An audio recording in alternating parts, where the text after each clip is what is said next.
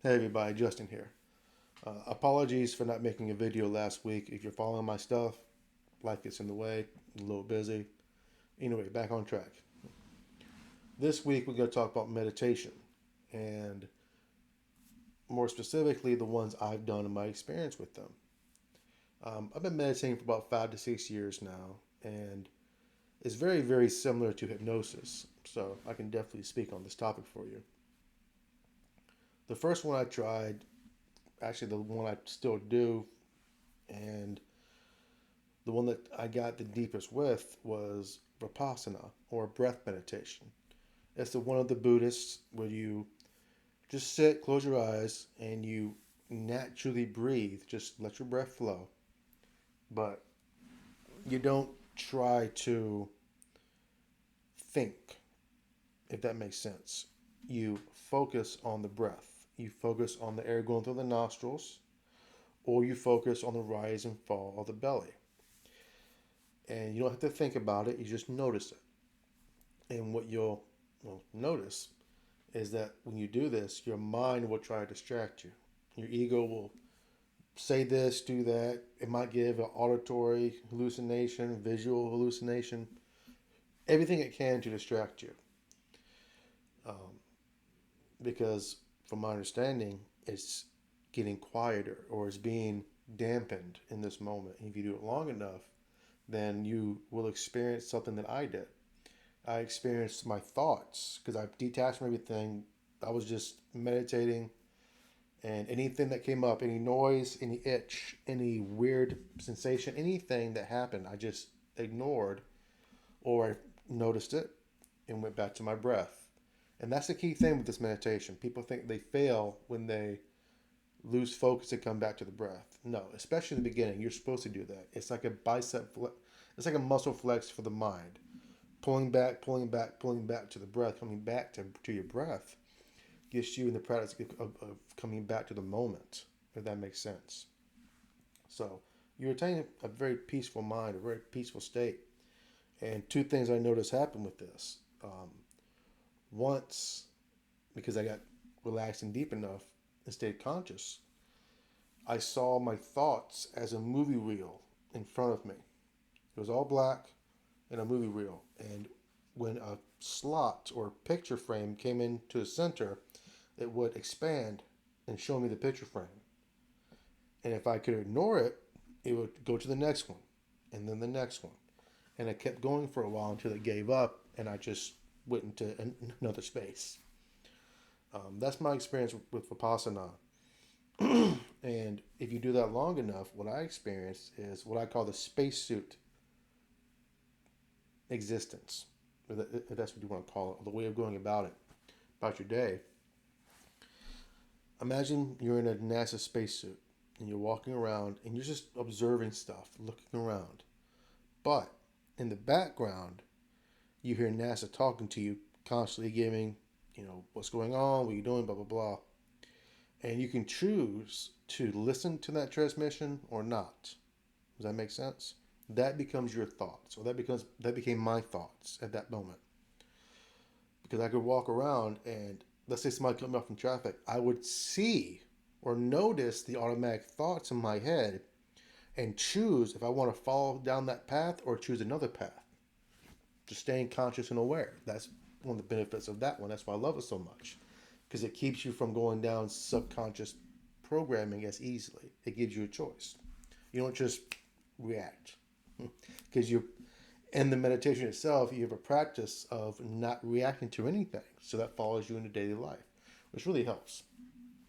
Um, the second one I tried was mantra meditation.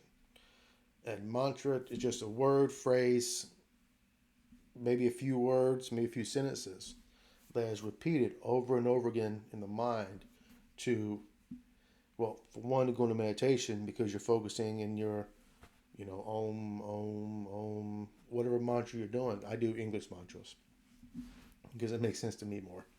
Um, but what you're doing with that is you're keeping the mind focused on one word, so you don't fly around with your thoughts, same as Vipassana.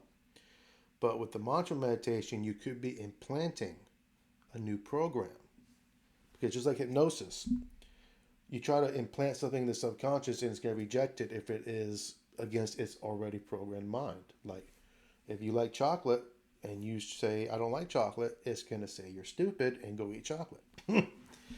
But in a meditative state, it's very much like hypnosis. So you're more suggestible to yourself.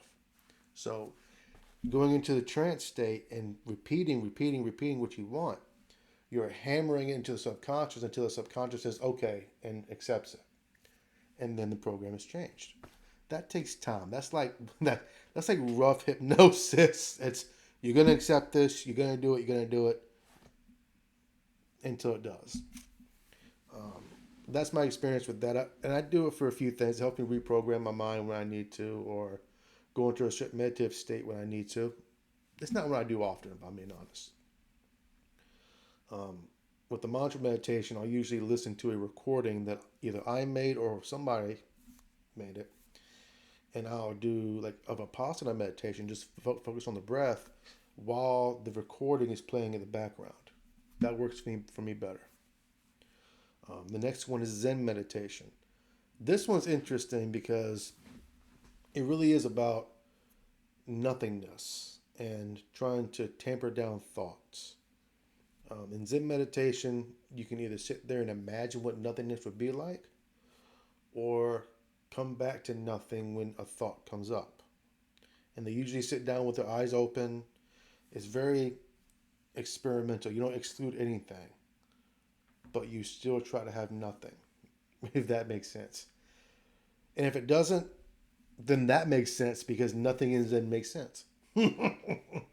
Zen is all about getting you out of your thoughts. Zen is about becoming natural in your movements. Zen is very simple. When hungry, eat. When tired, sleep. Zen, the way. And I don't have a lot of experience with Zen meditation. I've done it for a few months. Not my favorite, but it works. Um, the next one that I've done, and this was actually the first one ever I did when I was a kid. I didn't realize I was doing it, but I read it in a book, and I tried candle meditation, just lighting a candle, staring at the flame, and not letting my eyes wander. And that keeps your mind focused on one thing, especially if you have a mind that likes to shoot a million places. Well, if you keep your eyes fixed on one place, it helps your mind stay focused too. That was the one I did as a kid. And I even remember as a kid sitting in my room doing this. And as I'm staring at the flame, everything around me goes dark and it's just me and this flame in a well lit room. I was not in a dark room. My light was on. But in this meditative state, it was just me and the flame in a dark room. That was interesting. And I actually I suggest that to my clients who have a problem paying attention, might have a little ADHD, something going on. It really helps you focus. And the last one that I did for a while, because I was experimenting for a long time, I call the unknown object meditation. And it's kind of a similar mindset to Zen because it forces your mind to be empty. What I did was I found like a piece of pipe, whatever it was. I don't have it anymore. But the piece of pipe wasn't just a piece of pipe. It had L's in it, 90-degree turns. It had a little nozzle on it. So it was a component. It had a name to it other than pipe. But I did not know the name to it. I couldn't name it because I didn't know it. So I would sit there and look at it and just make that the primary object of my focus. And because I could not name it, and because I did not care to name it, I didn't wonder about it. No thought, no name came up. So I kind of almost naturally or more easily entered a mindset of nothingness, if that makes sense. There's nothing to name, there's nothing to think about, then it's easier to hold on to that empty nothingness feeling that you get in Zen. that you get in Zen. Or not feeling, mindset. That was interesting. I did that for a while. I don't know why I stopped that one. I think I just started doing something else. Just jump to the next one. Because I experimented for a while. I did a few guided meditations. Didn't really have any, um, well, no success with those because I'm not very visual. And at the time, I was very, very new. So I didn't have a lot of chance with that. Um, Yeah, that's really about it. That's my kind of spiel on meditation, what it is, how it works, the ones I've done, and what I've experienced with them. Vipassana, mantra, Zen, candle, and unknown object is what I call. All great meditations. And when I get better at my Tai Chi, when I can do it almost subconsciously, then I will be able to attain a meditative state while moving and doing the Tai Chi movements. I'm very excited for that. Um, yeah, I love meditation. I love the trance state in general because it feels good to be in. It's very rejuvenating. You can change your life just hovering between wake and sleep. It's an amazing thing, and it's been used in a million cultures across the world, across time. It's a, even before we recorded time, there was something like this going on because the shamans, from when we understand, were the first spiritual people to ever kind of rise up, and they did meditations. So it's an ancient practice. There's really nothing bad about it. Pick one that works for you. Experiment like I did. See what really grasps you and improves your life. Um, that's really about it, guys, for this week. I enjoyed making the video as always. You have any questions? Email me, walthypnotherapy.com. Go to my website, walthypnotherapy.com. Sorry. My email is walthypnotherapy@yahoo.com. Or, contact me. Um, Send me a text. I answer texts. I answer emails. I want to help people. I want you to be comfortable coming to me because, therapy can be strenuous. It can be intimidating, especially with a hypnotist, because there's so many different movie interpretations or depictions of hypnotists being, well, out there or crazy, or just evil in general, using it for bad purposes. And we're not, at least not most of us, because hypnosis can't really be used for anything too diabolical. It can't.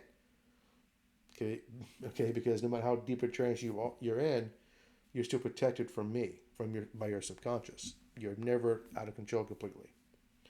Anyway, this is my video for the week. I hope you guys enjoy it. Uh, Take care. See you next time, guys.